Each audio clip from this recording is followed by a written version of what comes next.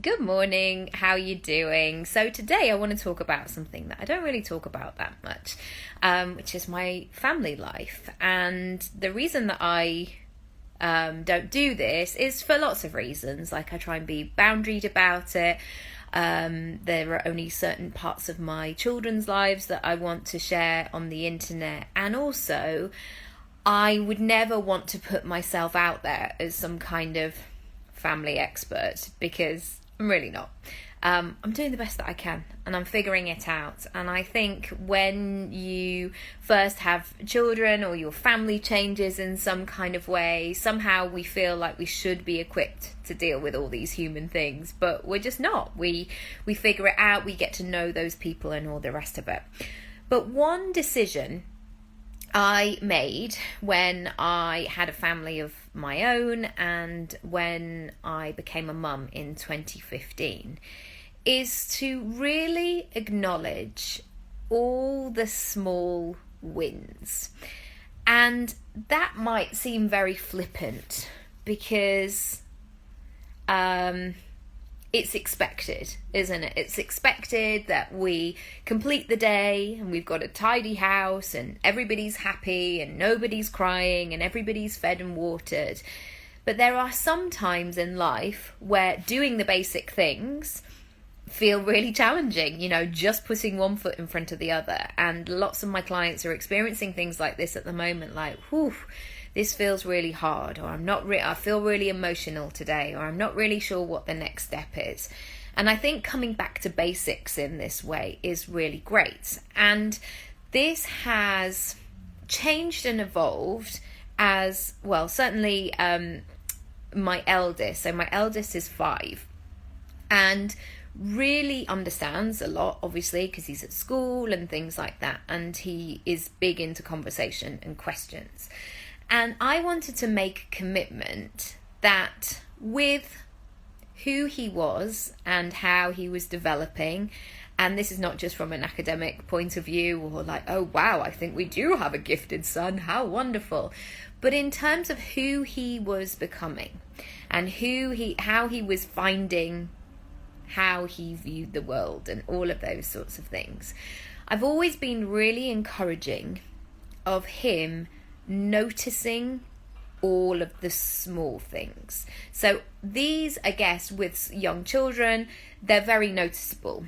So, some of our family members haven't seen our kids for, oh my goodness, nearly up to a year. And I know that they'll go, my goodness, like what, Luna was 4 months, 5 months and kind of sitting. Well, I don't think even, no, she was sitting. She was like being held and kind of looking at black and white things. And now she's throwing things from the veg rack. She's throwing spuds across the room. She's operating the washing machine. She's doing all of those things. And so her development has been absolutely huge throughout this year, of course, as you would expect.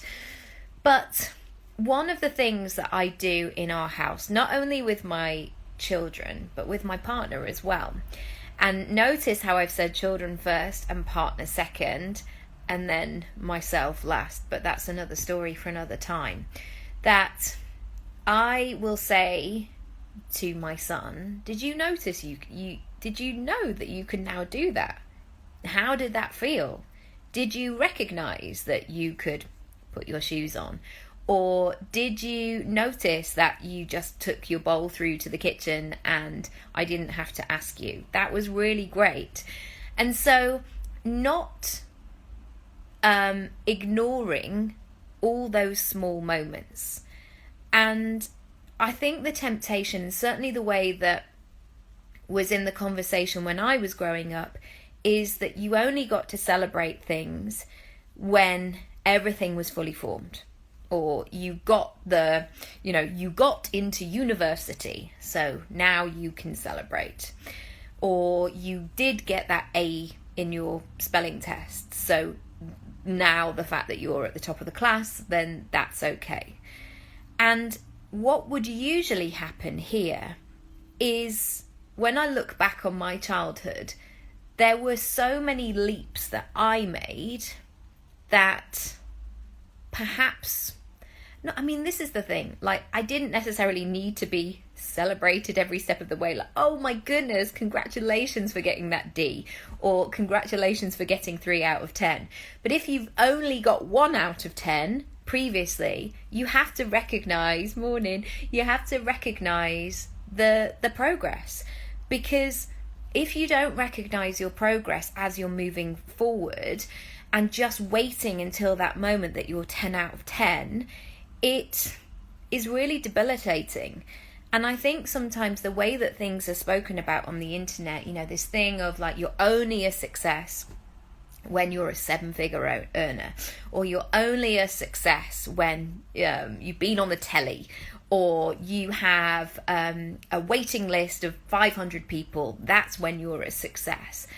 And actually, the way that business works is year on year, you see those incremental shifts. You see those things. And certainly as I've been working with clients towards the end of the year, I had a couple of sessions yesterday, and one of my clients was like, oh, I would never have done that 3 months ago. Like 3 months ago, I would have never have thought that that was possible. But yet suddenly, it's just part of my normal. It's part of what I do. And I guess my role as a coach is to pull those things out. And I do that very much with my children, with my partner, not in a kind of like, Matty, did you notice that? Did you notice how great? But, I'll say it in a light-hearted way, like, ooh, yeah, I saw that, I clocked that. And, it's really lovely when somebody gives you that encouragement, when they're seeing that growth. And I referred to it earlier, that I have to notice that in myself. And maybe I should do that first. Maybe I should recognize what I do first, rather than putting that emphasis on my children. And of course, that's another story for another time. But I've really had to check in with the incremental moves that I've made this year. And the incremental moves are not necessarily the glossy things that are out there. So when you see somebody's sales page and you see their measures of success, so the standard things may be like, I've purchased a walk-in wardrobe of Christian Louboutin shoes, or I always travel first class, or I always do X, Y, and Z. And for you, it might be you consistently stuck to something even when you didn't want to. Maybe you made a decision to drop something from your business because it wasn't working for you, even though other people loved it. That's a really great form of success. And so noticing all of those things as you're going through the process is really important going forward into the new year, going forward into the next month, or whatever it might be. And one final thing I want to share on this is, if you've worked in corporate, or even if you think back to your school days, there is always a big emphasis on where you can improve. Now, I do think improvement has a place. Feedback has a place, of course. That's really great, and that is a part of our growth. And sometimes somebody can see something from a different perspective.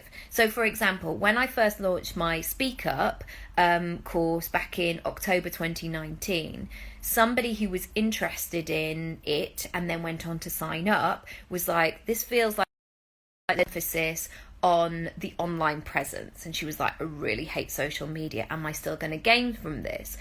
And that was so valuable to me, because I was like, oh yeah, I'm missing that on my page, or, oh, I need to do an additional training. Actually, oh, that's a piece of the puzzle I hadn't considered before. So that's really useful. But I can imagine the way that it goes quite often. So you might fill in a form when you're reflecting, or you might do a journaling exercise or something like that, where people go, question number 1, what went really well this year? Question number 2, what didn't go so well? And what I'm interested in when I'm thinking about these things is, what didn't go so well? I actually want to bump that down the list. I want to bump it down to question 11, question 12, 15, because I think there's room to go deeper into what went really well. And what I mean by this is sometimes when we first answer this question, it's very much on the surface. So we go, yeah, I hit my monthly target, or I did this, or I managed to pay for a holiday, or I grew my Instagram following by X. And actually what we do there is we document just the material stuff or just the tick box stuff. And actually noticing those growths, those little incremental upgrades or shifts or ways of operating have been really great.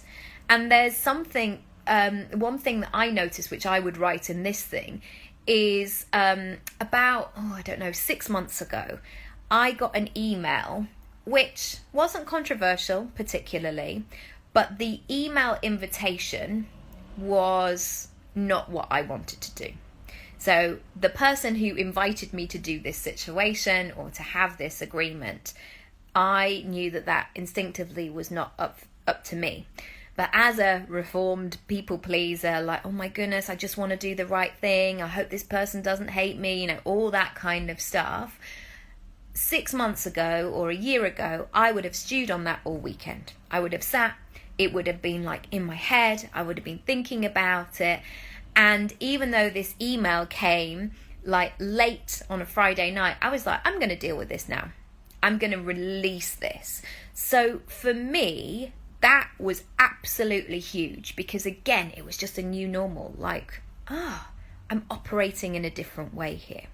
So what I encourage you to do as you're thinking about closing this year and noticing what you notice, and like I do with, my kids, like, did you notice that you can do that?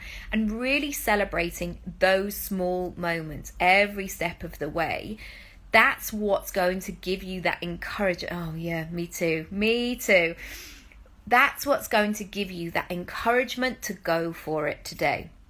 So I went on a run this morning, and today was the first time ever in my life that I've run from the bottom, and I'd done, kind of 4K or something up until that point. I ran from the bottom all the way to the top of this massive hill.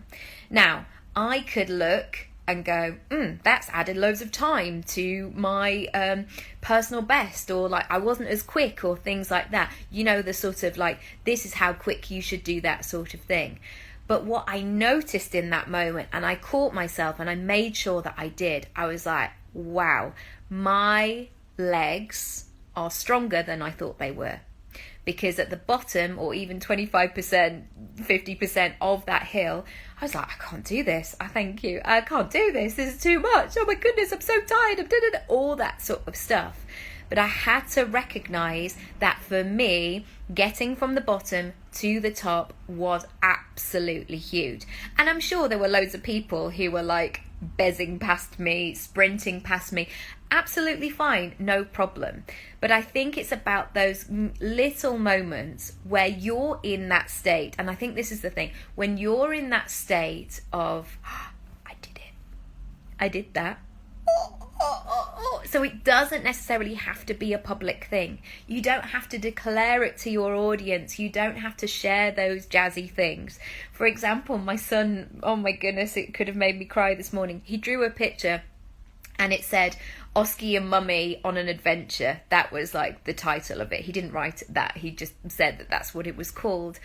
And I just had such a moment of him like being able to do that and like draw a picture off his own back. And he's one of those kids that he hasn't quite found out like which hand he wants to write with sometimes. So his dad is left-handed, I'm right-handed, and he can write with both. So sometimes, because I think other people notice it, like, what hand are you writing with? Sometimes he gets a bit self-conscious. But the fact that he went to the table and he did that, and he just made it so, it was just such a lovely moment. But what I didn't do is wait until he was like, well, if you've titled your art, why haven't you written the whole thing out? Why haven't you done that? It's like acknowledging what's in the moment. All right. I hope that was useful today. I think, especially at this time of year, there's this pressure to suddenly burst into the next, like with the same gusto that we might do in January. But I would just say go easy on yourself. Recognize what has really happened, those small moments. And it could be like how you write your email, or the fact that you consistently sent out your mailing list, or the fact that on a daily basis people really love what you do. There's so many things in there. Or the fact that one of the things that I'm really proud of is I've had more gentle, absolutely. One of the things that I've really noticed is I've started to go to bed early. That was a new habit that I wanted. My word of 2020 bizarrely was thrive, and I was like, if I'm going to thrive, I need to go to bed early. I need to stop faffing around and doing stuff at 5 to 10 at night that I don't really need to do. Actually, I need to prioritize sleep and go to bed much more often. That has been great. Would people I'm sharing it on the internet. Would people want to hear it on the internet? Probably not. They're like, all right, Nikki, it's not that interested. It's not that sexy. It's not that kind of flashy or anything like that. But it's grown my business and it's made my life better. And I'm going to do that more in 2021. More sleep. Let's do this. All right. Thank you so much for being with me today. And let me know what you're going to do. And if you want to share any wins, you're more than welcome to. I would love to hear them, as always, completely confidentially. I'm not going to kind of share them or blast them here. But I just wanted to say I see you. I'm cheering you on and celebrating you as well. All right. See you soon. Bye.